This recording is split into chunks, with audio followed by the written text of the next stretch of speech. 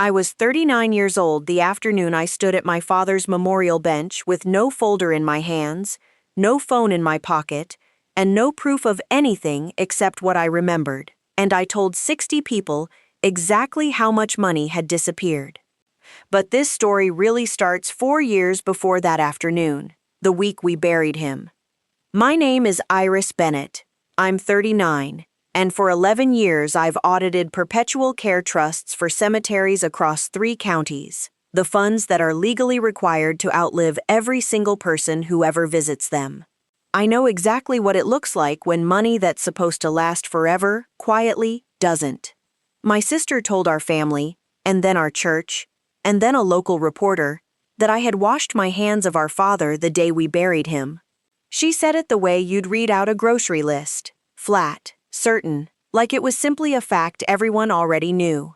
I didn't correct her, not that week, not the next one, not for 4 years. But here's what Denise didn't know. I hadn't washed my hands of anything. Every single month, on the 14th, an amount she never once asked about left an account she assumed only she could see. 6 weeks before that afternoon at the bench, an old man with a cemetery ledger and 40 years of habit would notice something I hadn't even caught yet. And 4 years after we buried my father, at the dedication of a bench my sister told 200 people she'd paid for entirely on her own, I would stand up with absolutely nothing in my hands and give a number she never once saw coming. And nobody in Cedar Hollow saw it coming from quiet, careful Iris, the daughter everyone assumed simply couldn't be bothered. Welcome back to Calm Stories, where the ones who kept the peace for everyone else finally tell you the whole thing, calmly, start to finish. If a quiet kind of justice is your thing, settle in, drop a comment, and tell me where you're listening from, and hit subscribe so you don't miss how this one ends. Let me back up. My father, Walter Bennett, built things for a living.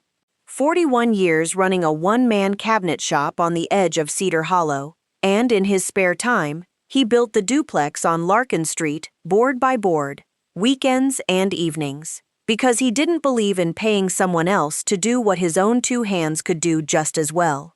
He smelled faintly of cedar shavings, even on the days he hadn't touched a saw, a smell that lived in his flannel shirts, and the truck bed, and, I swear, in the hallway of his house, no matter how many times it got repainted. When he got sick, his heart, then his kidneys, 18 slow months of appointments and second opinions, and a wheelchair he hated more than the diagnosis itself, he did what he always did with anything that frightened him. He planned ahead of everyone else in the room. He set aside $150,000. Some of it his savings, some of it a small policy from the shop, the kind you buy in your 30s and forget about until you need it. Half was there to cover whatever his final care needed beyond what insurance would touch, the extra 8 hours, the equipment Medicare wouldn't approve on the first try, the things nobody warns you a slow decline actually costs. The other half, 50,000 of it, specific and set aside in writing, was meant as a gift to Fairhaven Memorial Gardens, where our mother was already buried, where he intended to be buried too, a bronze bench and a full rosemary border planted around the family section, because our mother had kept rosemary in a chipped clay pot on every windowsill she ever owned, in every house they ever lived in, right up until the year she died. I don't want a statue, he told the 3 of us that last month, propped up in the hospital bed by the window, more amused than solemn about the whole idea. I want somewhere your mother's rosemary can get out of hand again. And somewhere to sit, for whoever still wants to visit 2 old cabinet makers nobody remembers building anything. He laughed at his own joke. Denise laughed too, a beat later than the rest of us, the way she always did when she wanted credit for finding something funny. Denise did not spend money without announcing it first. She never once mentioned a dollar figure without also mentioning, somewhere in the very same breath, whose good judgment had made it possible. When our father asked, from his hospital bed, who should hold the account day to day, Denise answered before anyone else in the room had finished drawing breath. I didn't argue. My job audits exactly this category of trust for a living, And touching my own father's would have been a conflict of interest I'd have had to formally disclose to my own employer, possibly even recuse myself from cases in this county entirely. So I stepped back. On purpose. Out loud, in front of witnesses, Denise, our father, and the hospital chaplain who happened to be in the room, I told him exactly why. He nodded like he understood completely. I believed, that day, that everyone else in that room had heard it too, the way you believe a thing you badly want to be true. They hadn't. Fairhaven mattered to us the way certain ordinary places end up mattering more than they have any right to. Our mother had picked the plot herself, years before she needed it, because it sat under an old maple that turned the exact orange of the sweaters she liked to knit. Dad used to drive us out there on Sunday afternoons, long before either of them were sick, just to sit on the grass and eat gas station sandwiches, because he said a cemetery on a sunny day was one of the few places nobody was in a hurry. The bench and the rosemary weren't a grand gesture to him. They were simply the next Sunday afternoon, permanent, for anyone who wanted to sit there after he couldn't drive us out himself anymore. We buried him in April, under a sky the color of wet slate, and Fairhaven's groundskeeper set out folding chairs in a loose half-circle around a grave that already had our mother's stone beside it, waiting. Denise cried the way she did most things, visibly, and a half-beat louder than the moment strictly required. I didn't. I stood very still and held Aunt Colleen's arm through the whole service, watching the wind move the folding chair programs like they were trying to leave too. And afterward I said the things you say to people who bring casseroles, and I meant every single one of them. It was the lawyer's office, 4 days later, where the actual hinge of the story turned, though none of us knew it at the time. Not a scene, not an argument, just one form on a conference table and one line for a signature, making Denise the sole trustee of what remained of Dad's account. No second name required anywhere on the page, no cosigner, nothing that would ever need my agreement again for anything. The attorney, a kind, tired man named Aldous who'd drafted our father's will and known him for 30 years, slid the paper across without much ceremony at all. Simpler this way, he said, not unkindly. One person, one phone number, no back and forth every time something needs signing. I signed it without reading it the way I read documents at work. I told myself it was the recusal doing its job, staying clean, staying entirely out of it, exactly the way I'd promised our father in that hospital room days before he died. I didn't flag the single signer structure the way I'd have flagged it in a heartbeat if it belonged to a stranger's file on my desk Monday morning. I didn't let myself think of it that way at all. I thought of it as trust, plain and simple. The same trust I'd have wanted from her if our positions had been reversed. Didn't know, signing my name in that quiet office, that it would take me 4 full years to understand what that one signature had actually done. The calls started small, the way most things do.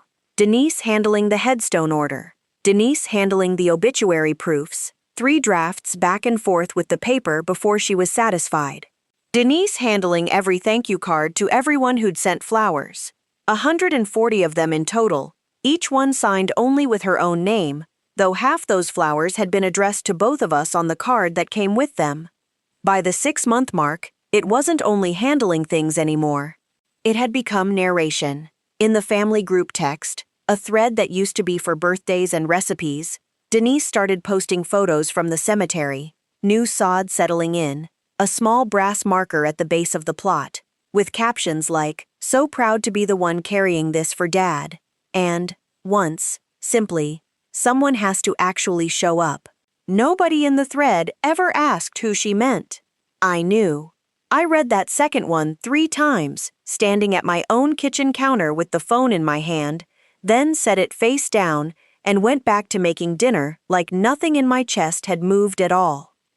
My cousin Marnie mentioned the car first, actually, at a different cousin's baby shower that same spring. In the offhand way people mention things without realizing they're handing you information. "Denise's new car is gorgeous," she said, refilling her punch cup. She said she finally treated herself, After everything with your dad, good for her, honestly, after how hard she worked on all of it. I hadn't seen it yet. I saw it 2 weeks later, sitting in Denise's driveway, with paper dealer plates still taped in the back window, and I did the kind of quiet, automatic math I do at work without ever quite meaning to. What a car like that runs, what her actual salary was, as far as I'd ever known it, and how uneasily those two facts sat together in the same driveway. I didn't ask her about it. It wasn't technically my business what she did with her own income, and I told myself that firmly, more than once, standing at the end of her driveway, with my own engine still running behind me. It's a strange thing, watching small proof accumulate around someone you love, one ordinary detail at a time, and choosing, again and again, not to add it up out loud. Aunt Colleen was the one who finally said it out loud, gently, over coffee at her table the following spring. People are saying you've stepped back from all of it, Iris. Denise mostly, but others too, now. I told her the truth, the whole of it, the recusal, the conflict of interest, the exact promise I'd made our father out loud in that hospital room, while he was still able to hear it. She nodded like she believed me completely. I don't know, looking back on it now, whether she fully did. Belief is a strange, heavy thing to ask of an 80-year-old woman when the other version of events gets repeated to her, weekly, warmly, by the niece who visits every Sunday. I didn't correct Denise directly, not once, not that year or the next. Some habits are simply professional ones, worn too long in the wrong context. You don't argue with a client's framing across a conference table. You wait, quietly, for the numbers to do the arguing instead. I told myself that's exactly what I was doing, waiting for numbers I honestly hadn't even started looking for yet.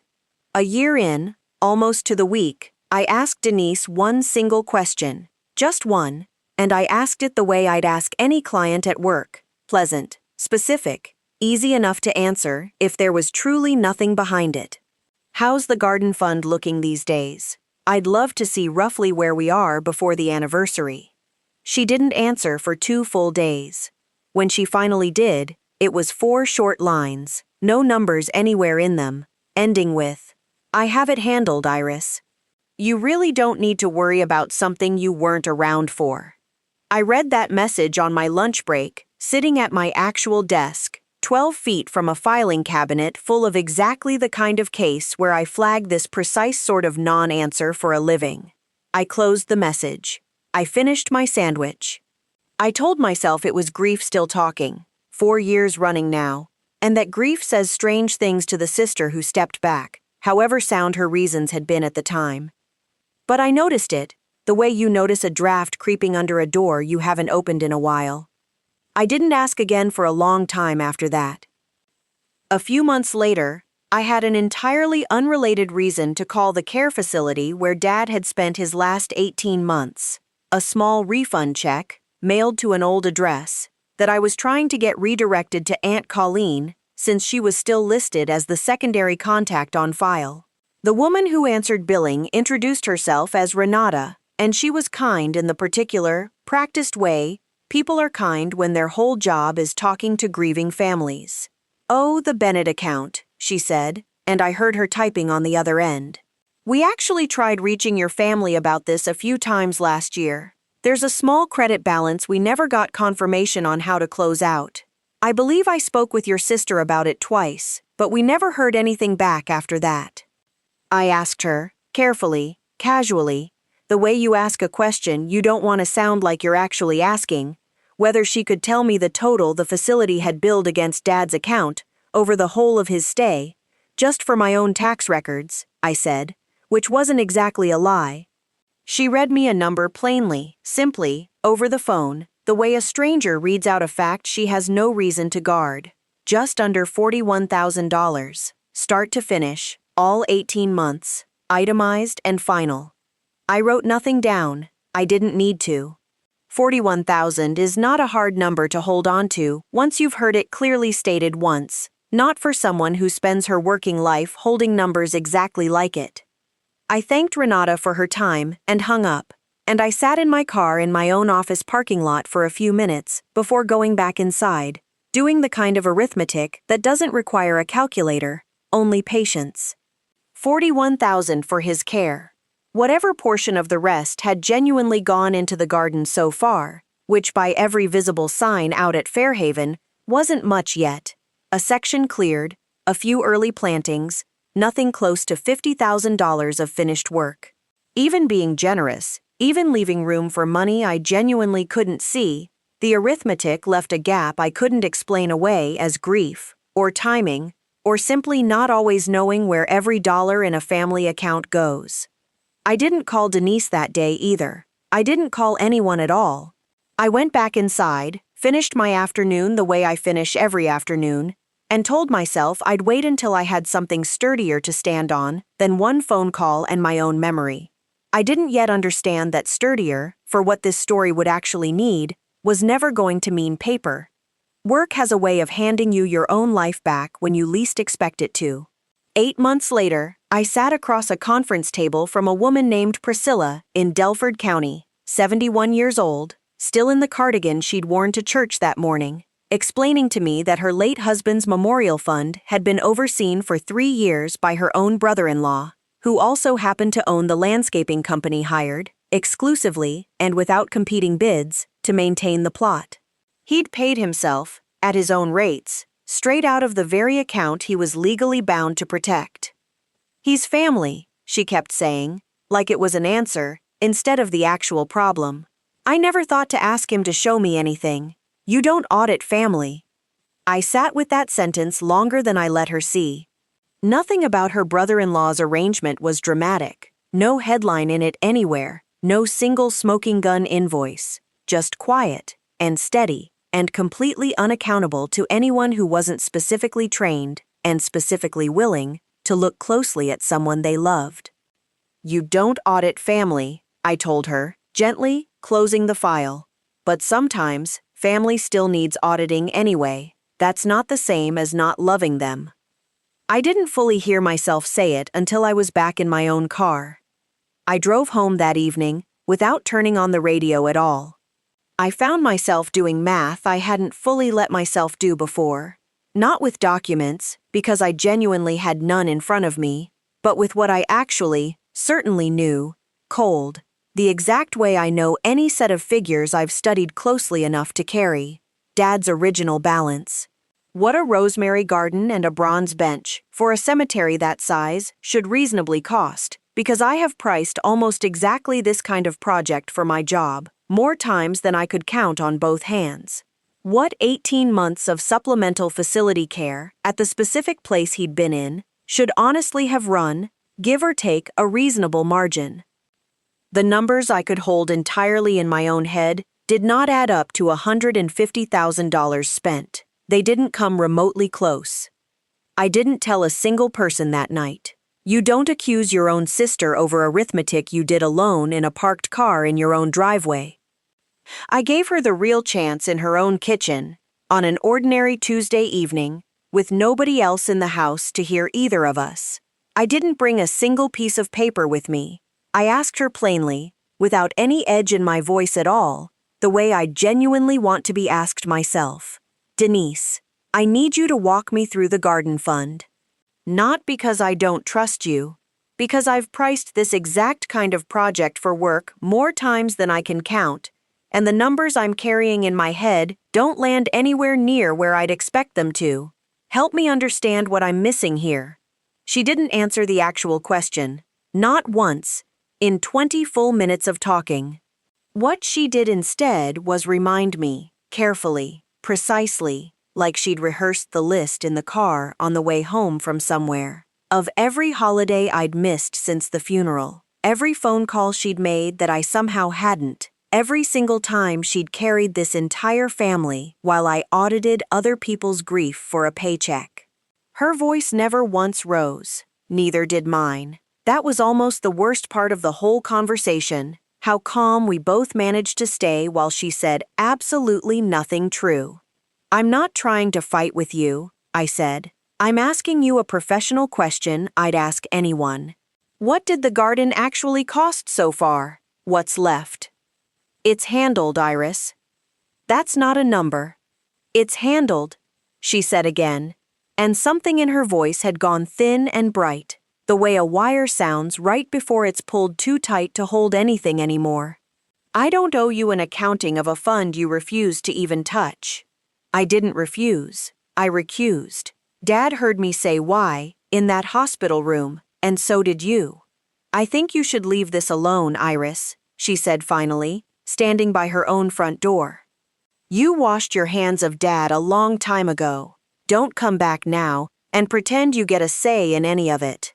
I stood on her porch for a long moment after the door clicked shut behind me. I didn't cry. I didn't call anyone to vent about it on the drive home, not Aunt Colleen, not a friend, nobody.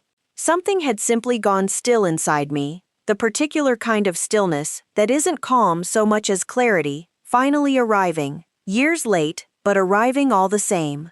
I understood, standing there under her porch light, that Denise had never actually wanted an answer from me at all. She had wanted a reason, and I had just watched her build one, in real time, out of nothing but my own 4 years of patience.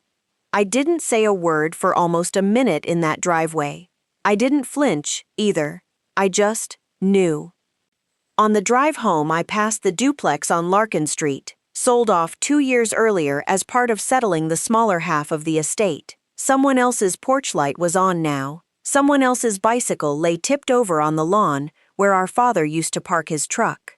I used to think selling that house had been the hardest thing our family did that whole year. It hadn't been. This was. I didn't confront anyone else that night. I didn't post anything anywhere. Didn't call Aunt Colleen to vent. Didn't do anything that would have felt like a scene.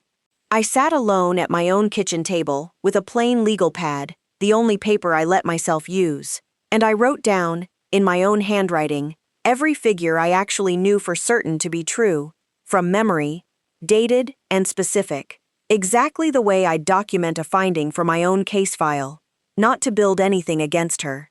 Just so I would never again let someone else's version of events talk me out of my own math. Then I put the pad away in a drawer, made a cup of tea I barely drank, and took the one photograph of Denise and me at the funeral down off my refrigerator door. I didn't throw it away, I just didn't need to see it first thing every single morning anymore. Thanksgiving that year was at Denise's house, the way it always was now, and she said grace over a table that included, among the usual things, a line about how grateful she was to be the daughter who could always be counted on to show up. Nobody flinched at the table. Harper caught my eye across the mashed potatoes for half a second and looked away first. I passed the rolls, complimented the turkey, and drove home afterward without turning on the radio, the same silence I was starting to recognize as my own particular way of sitting with something instead of saying it out loud before I was ready. I didn't say anything that whole winter. I kept my legal pad in its drawer, added to it twice more.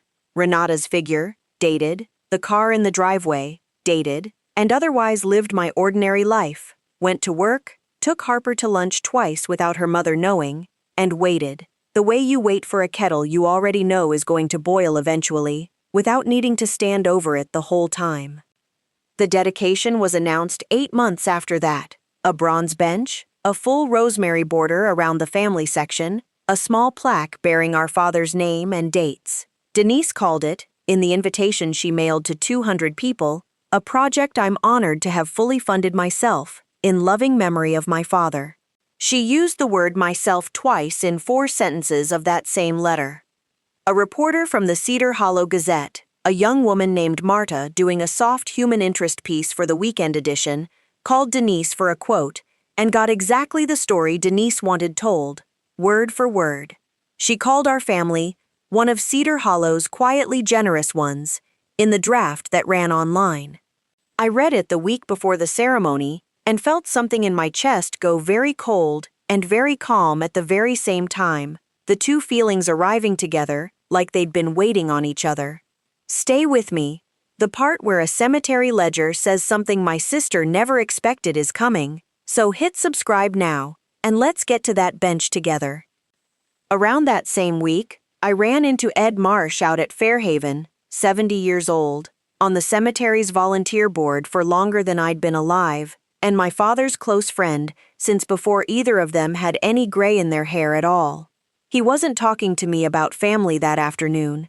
He was talking to me the way he'd talk to any compliance officer he happened to run into, because that's genuinely all I was to him in that particular conversation. "Funny thing," he said, leaning on the handle of his rake near the roses. "Had 2 payments toward the Bennett Garden Fund bounce clean last spring. Chased them down myself, got it all sorted out eventually. Probably nothing. Banks these days, you know how it is." He shrugged and went right back to deadheading the roses along the path. "Your dad and I used to argue about roses versus rosemary right here, you know." Man had opinions about ground cover for a fella who mostly worked in wood. He said it fondly.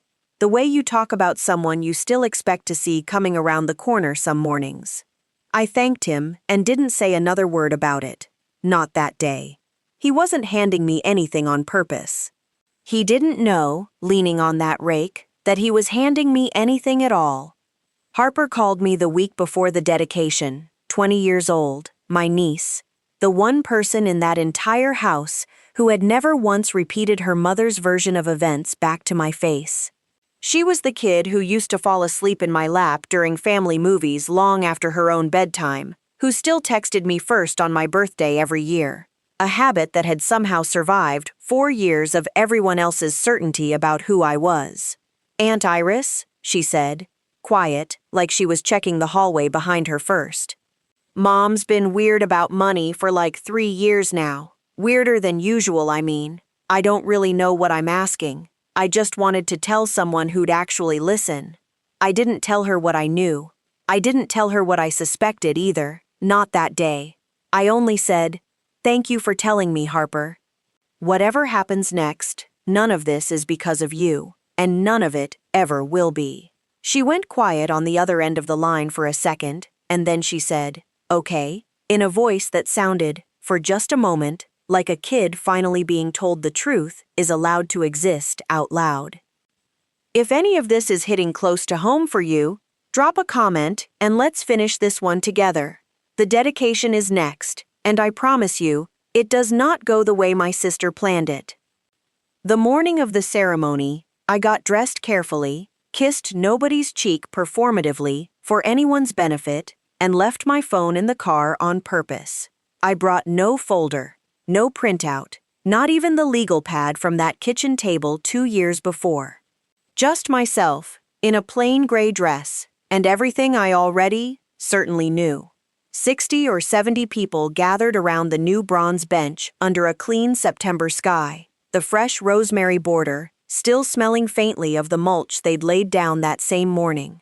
Marta stood near the back with a small recorder held low at her hip. Denise wore navy, stood just beside the plaque, and thanked everyone who believed in me enough to let me carry this alone, her eyes finding mine, once and only once, directly on the word alone.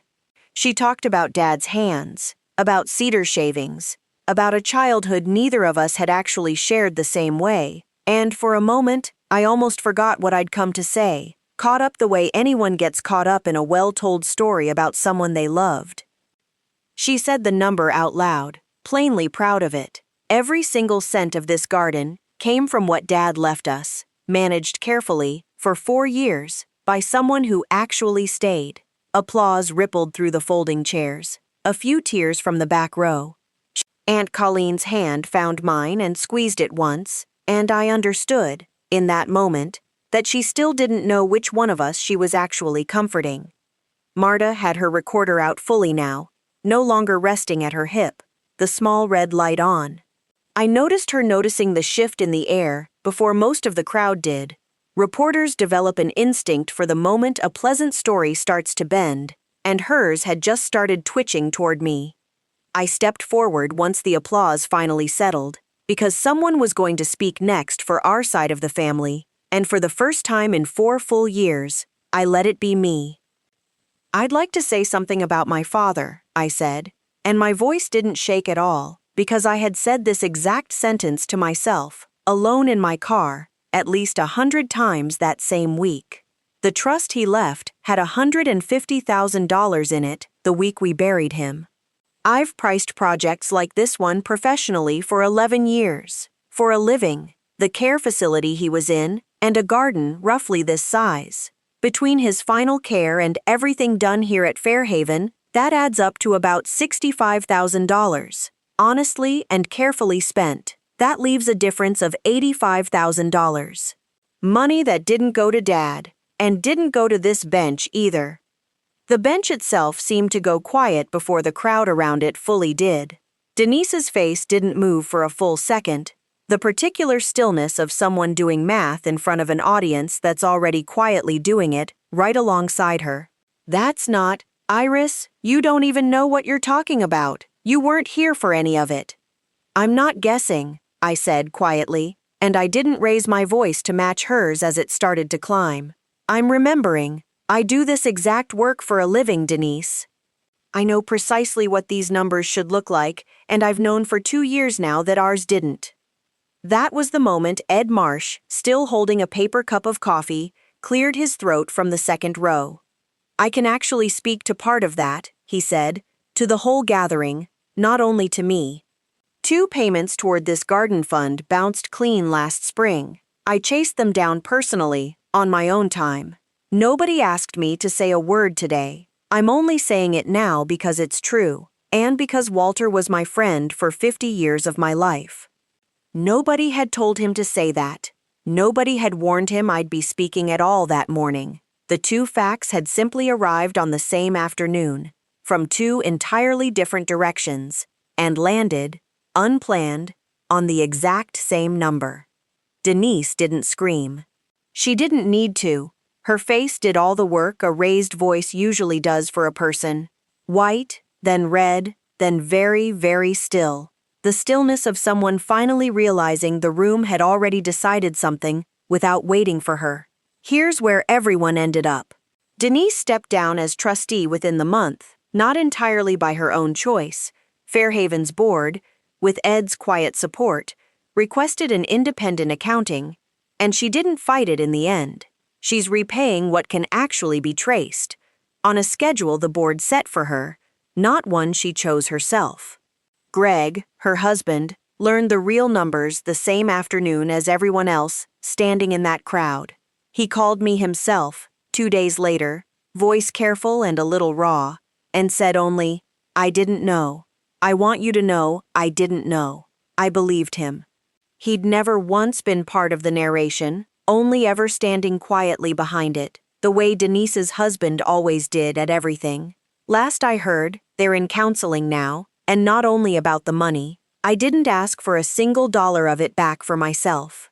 I asked Fairhaven instead to put every cent that gets recovered straight into the garden's ongoing care, the exact thing it was always supposed to fund in the first place.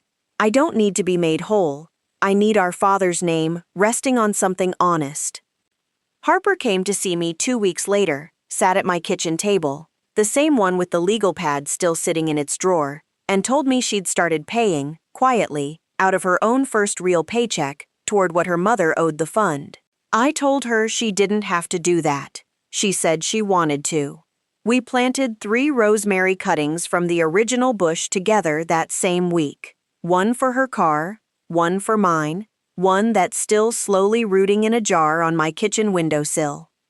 Aunt Colleen calls me every Sunday now. She doesn't ask me to explain myself to her anymore.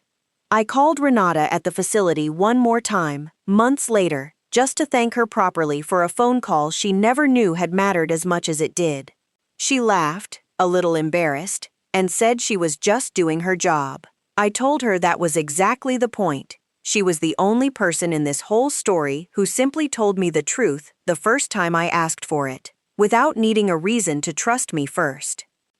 I go out to the bench most months. I tend the rosemary myself now, cut it back hard in spring, and let it grow half wild by August. Exactly the way our mother always let hers grow wild too, in that chipped clay pot on every windowsill she ever owned. Some Sundays I bring Harper along. The plaque still says exactly what it always should have said. Our father's name, his dates, and nothing at all about who paid for what. I still audit trusts for a living. 3 counties, same job, same desk. I'm better at it now, if I'm honest, than I was 4 years ago, not because I learned some new technique, but because I finally understand, in my own body and not just on a case file, exactly what it costs a family when nobody's willing to be the one who asks the plain question out loud. I ask it earlier now, with other people's families. I used to think that was the hard part of the job. It isn't. The hard part was always asking it of my own. The truth doesn't need a folder to carry it. It only needs someone patient enough to remember it exactly, long after everyone around her has assumed she'd finally stopped paying attention. That's my story. 4 years of being told I'd washed my hands of my own father, and in the end, all it took to answer that was clean hands and a very good memory. If someone in your life has ever let a lie about you stand because the truth was simply inconvenient for them, take this as your sign. You don't need a folder full of proof to know what you know. Sometimes the quietest kind of accounting is the one nobody in the room can argue with. Share this with someone who needs to hear it tonight. Drop a comment, hit subscribe, and I'll see you in the next one.